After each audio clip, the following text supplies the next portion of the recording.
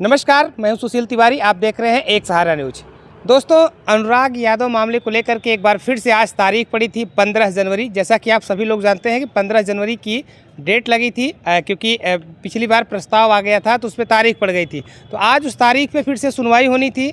जैसा कि आप जानते हैं कि पूर्व की तरह इस बार भी ग्राम प्रधान जो है कोर्ट में पहुंचते हैं और आज अनुराग यादव के पिताजी भी कोर्ट में पहुंचते हैं।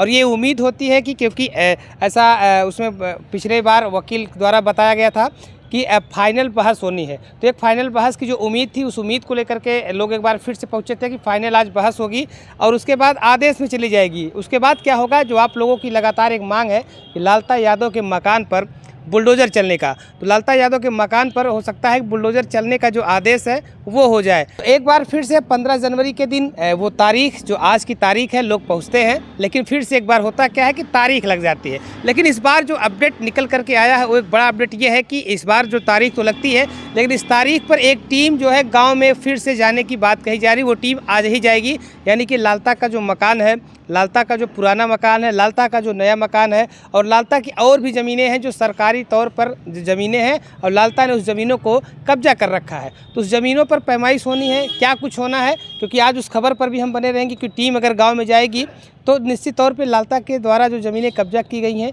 उस पर पैमाइश होगी। उस टीम के द्वारा कौन सी ज़मीन का पैमाइश होता है, क्या फिर से मकान की पैमाइश होना है या उसके पुराने मकान का पैमाइश होना है या फिर कुछ अन्य ज़मीनें हैं उसको लेकर के जो है पैमाइश होनी। ग्राम प्रधान ने एक बड़ी जानकारी दी, उस जानकारी को हम सुनवाएंगे। लेकिन सबसे पहले आप समझ लीजिए कि गांव वालों का जो नज़रिया है वो किस तरह से लालता के को लेकर के बदल गया है।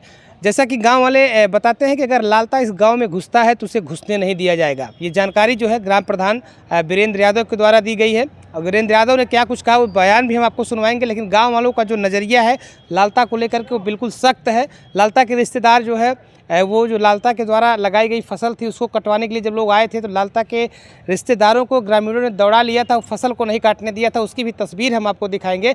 लेकिन एक बार देखा जाए जो इस तरह से ये निर्मम हत्या अनुराग यादव की तलवार से गला काट करके की गई है तो गाँव के जो लोग हैं वो काफ़ी आक्रोशित हैं। और जिस तरह से तारीख पे तारीख लगातार पड़ती जा रही, इससे भी गांव वाले कहीं न कहीं अब ऊब चुके हैं। एक जो न्याय की उम्मीद लेकर के गांव वाले बैठे थे वो उम्मीद कहीं न कहीं अब टूटती हुई नज़र आ रही है, क्योंकि आज तारीख लग गई है। आज जो तारीख है 15 जनवरी के बाद सीधे जो है 20 जनवरी को फिर से डेट दिया जाता है, यानी कि 20 जनवरी पे अब फिर से उस फाइल की सुनवाई होगी जो लगातार अभी तारीख झेल रही है।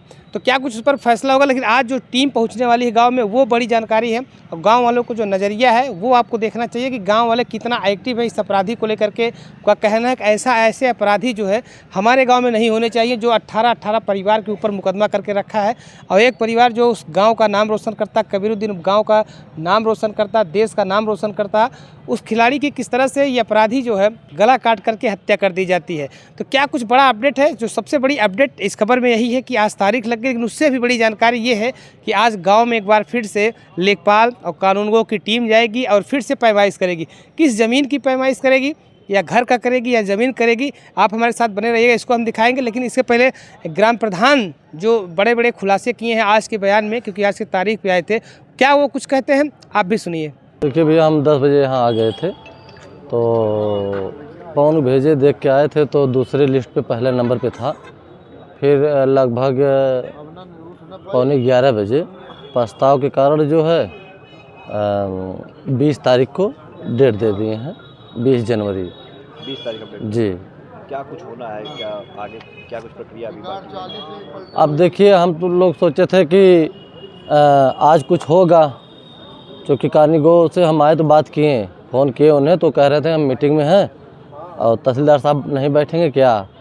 तो हम कहे डेट मिल गया है, तो पूछे कि क्या तारीख को, हम कहे 20 तारीख को, क्योंकि 20 तारीख को हमें सुनने में आ रहा है कि वहाँ उस दिन अकाउंटिंग भी होगी। हाँ, काउंटिंग होगी। अब उस दिन तो डेट हमें लग रहा है कि नहीं देना चाहिए, फिर उस दिन भी दे दिए हैं। और हम वकील साहब से कह के आए हैं कि देखिए 20 तारीख को अगर अकाउंटिंग होगी तो उस दिन के पहले या तो 19 को ही दे दे या तो 21 को। तो अब ये जान लीजिए कि जैसे 8 तारीख को था 15 तारीख को दे दिए, ऐसे धीरे डेट बढ़ाते जा रहे हैं। अभी तक कुछ उसमें समझ लीजिए कि सिर्फ वो लेखपाल का गवाही हुआ है। आज 2 महीना के ऊपर हो गया और कुछ कार्रवाई नहीं हुई। नहीं, अब तक जो है अगर कायदे से फाइल देखे होते तो समझ लीजिए कि पूरा निर्णय हो गया होता, लेकिन इसमें बस वही डेट पे डेट देते जा रहे हैं। जिस तरह से चल रहा है धीरे धीरे मामला ठंडे बस्ते में जाता हुआ नजर आ रहा है, क्या लगता है? जी, हमें भी आज हम पत्रकार भाई से भी कहें कोर्ट में जब डेट मिल गया, हम कहें कि देखिए मामला ऐसे डेट पे डेट देते जा रहे हैं, मामला ठंडा होता जा रहा है। और तहसीलदार साहब यही सोच रहे हैं कि ऐसे डेट पे डेट देते रहेंगे, उसके बाद धीरे धीरे मामला एकदम ठंडा हो जाएगा।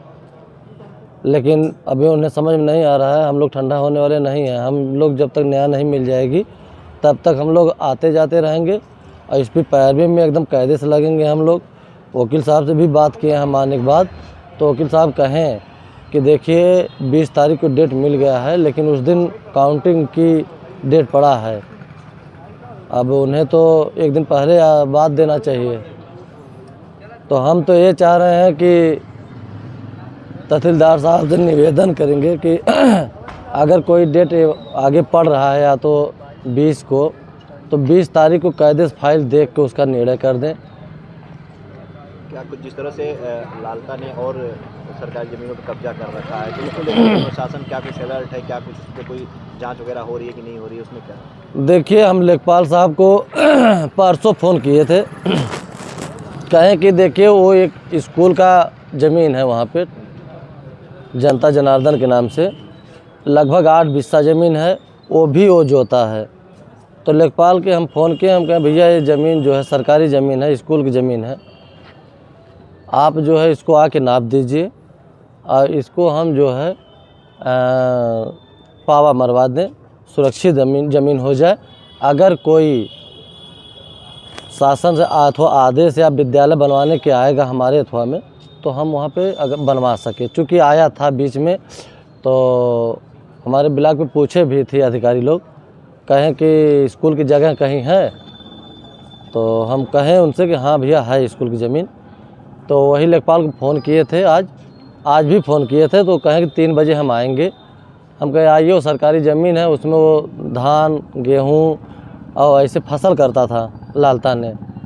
तो कहें कि हम 3 बजे आएंगे। हम कहें कि 3 बजे आइए, उसको जो है नाप दीजिए, हम पावा मरवा के छोड़वा दें। उसके बाद जो है अगर कोई आएगा अथवा वहाँ इस विद्यालय बनवाने के लिए, तो वहाँ अगर खाली ज़मीन रहेगी तो आराम से बन जाएगा। मतलब आज ये माने कि आज राजस्व विभाग की टीम जांच करने वहाँ नापने पहुँच सकती है? ज़रूर, हम फ़ोन किए हैं, वो आएंगे और नापेंगे, क्योंकि वो 8 बिस्सा का रकबा है और नाप के उसको निकालेंगे। और आज लगभग समझ लीजिए कि जब चकबंदी के ढेर पहले से वो जोत रहा है, बहुत पुराने हमारे बब्बा प्रधान थे, तब वो ज़मीन छुड़वाए थे उस समय, तो तभी से वो जोत रहा है, जब से छोटी है ज़मीन। देखिए बीच में 11 में चकबंदी हुई थी, चकबंदी नाप के निकाल दे थे।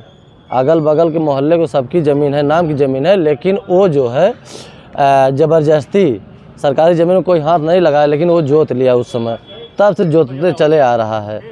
तो हम लेखपाल आज लगभग 3 बजे तक बोले हैं कि सद्दीकपुर हम हैं, हम 3 बजे तक वहाँ आएंगे और उस ज़मीन को नाप के निकाल लेंगे। हम कहे ठीक भैया, उसको निकलवा दीजिए, हम जो है उसको बाउंड्री कराएंगे, बाउंड्री हो जाएगी, सुरक्षित रहेगी ज़मीन हमारी। कितने ज़मीनों पर जो है लालता का कब्जा है? देखिए, जो दोनों मकान है वो उसका कब्जा ग्राम समाज पे है। स्कूल की ज़मीन भी समझ लीजिए कि एक ज्ञान वहाँ से प्राप्त होता है, ज्ञान मंदिर की ज़मीन भी वो जोत रखा है।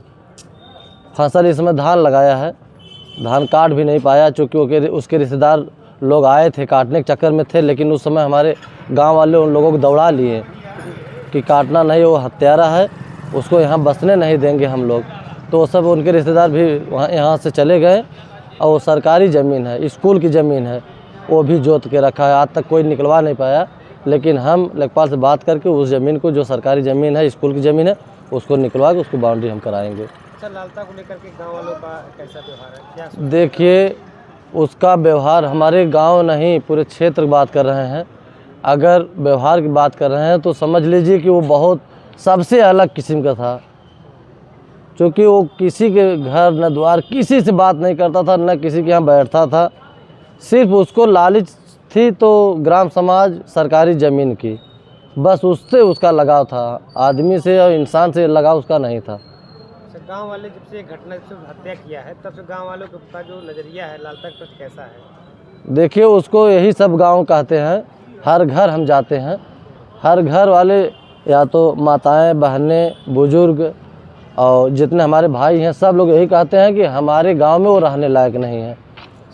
उसको यहाँ हमसे कहते प्रधान जी उसको यहाँ से निष्कासित करा दीजिए। औरतें रो रो कहती हैं कि उस हत्यारों को गांव में मत हलने दो, न वो यहाँ रह पावे। और यही हमारे गांव की